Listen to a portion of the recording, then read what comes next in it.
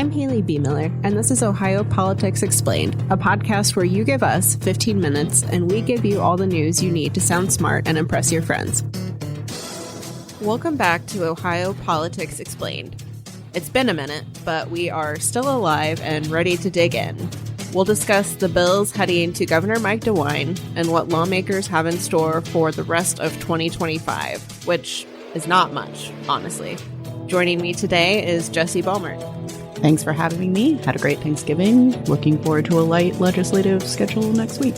We love non-lame duck years. Precisely. So let's rewind to before Thanksgiving. The legislature spent a long day passing bills so they don't have to work for the rest of the year. This included changes to age requirements for kindergarten, a ban on sex offenders living near their victims, and a bill to strengthen Ohio's dangerous dog laws. The last one is named for 12-year-old Avery Russell and was spurred by reporting from our colleague, Laura Bischoff, on how current dog laws fail victims like Avery. Lawmakers also hit the big topic of 2025, property taxes. Yeah, property taxes have been a major part of their agenda for the past several months, in part because of concerns that there might be a push to eliminate property taxes entirely. Also in response to, people's actual bills. People have been definitely concerned about the rise and trying to find different innovative ways to cut that back. So there's 4 different bills that they sent to Governor Mike DeWine, and I think probably about 3 of them we feel pretty good about he would sign in total. And then I guess we'll see whether these concerns from renters are going to be affecting House Bill 186. Yeah, so House Bill 186, the crux of it limits future tax increases, essentially. It ties those to inflation.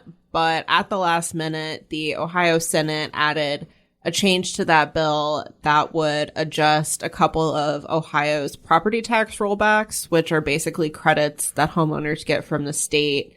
And they would increase tax credits for people who live in their homes, but would abolish a 10% credit for people who live in their homes and people who maybe rent out single family homes to other tenants. And landlords are really concerned about this. They think rents are going to have to go up as a result of this. And so they've asked DeWine to veto that part of the bill, which he could do. He could do a line item veto, but he still has not taken action on any of the property tax measures at this point.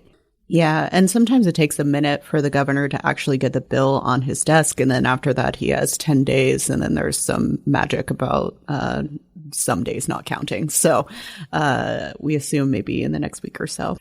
Right, and it is worth noting as well that a lot of these bills contain ideas or pieces of ideas from the working group that DeWine convened earlier this year to look at property taxes. That certainly doesn't guarantee his support, but I think it's, a decent sign that, the legislature and this working group that DeWine put together are on the same page when it comes to several of these ideas. Yeah, certainly the lawmakers try to pass some reforms in the 2-year state budget at the end of June, and then DeWine vetoed a number of those items, which led to the working group, which led to other legislation. So as you said before, this has been kind of a long journey.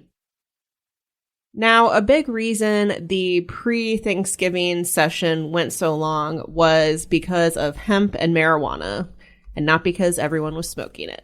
House and Senate lawmakers spent literally all day hashing out a deal over a bill they've been working on for months. A new federal ban on hemp made that a lot more complicated, but they eventually came to an agreement around midnight, I think. Yeah, so this is Senate Bill 56, and it would make a number of changes to both the hemp and the marijuana policy. It would echo the federal ban and requires hemp products with more than 0.4 milligrams per container to be sold in licensed marijuana dispensaries.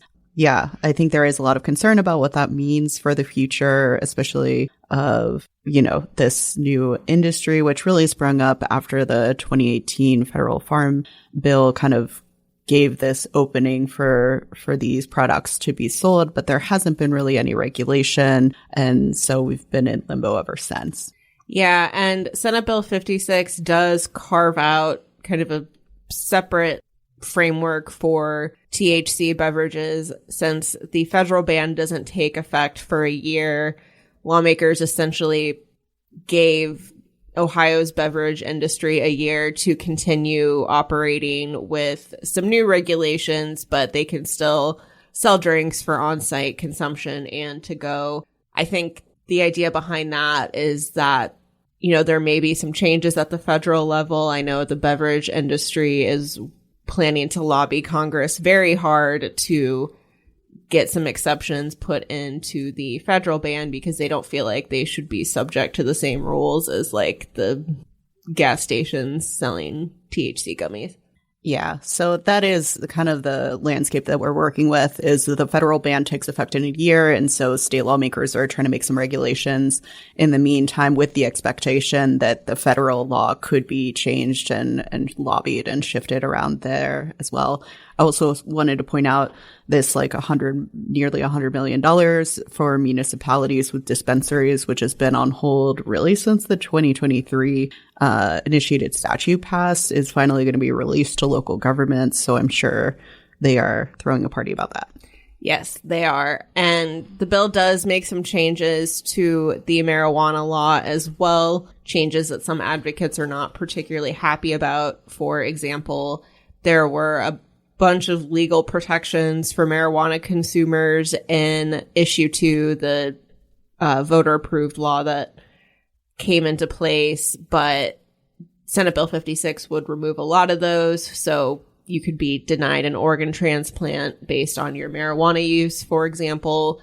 Another thing that's frustrating people is some rules about like transportation, and if you're driving with marijuana products, they have to be in their original packaging. They have to be stored in the trunk of your car. Otherwise, you could be facing a misdemeanor.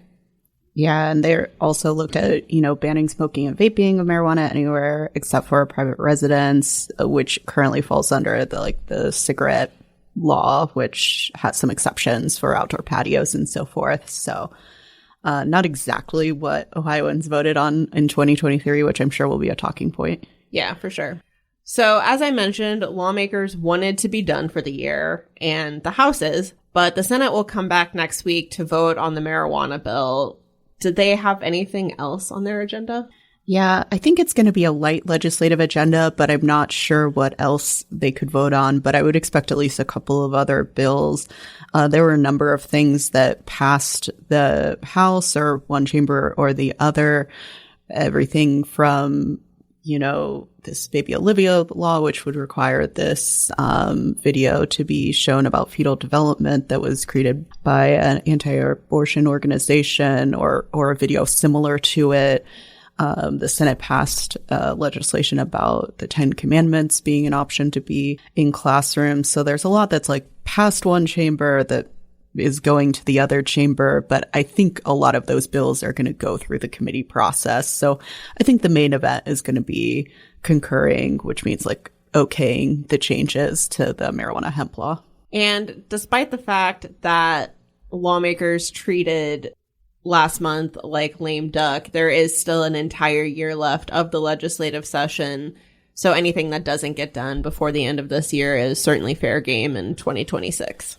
Yeah, the even years are always interesting. I would expect everyone to focus on the capital budget in the first half of the year, which is money for renovations or physical improvements to properties. Folks like to get that passed before they're on the ballot so they can say, hey, look at this cool thing that I got for our community.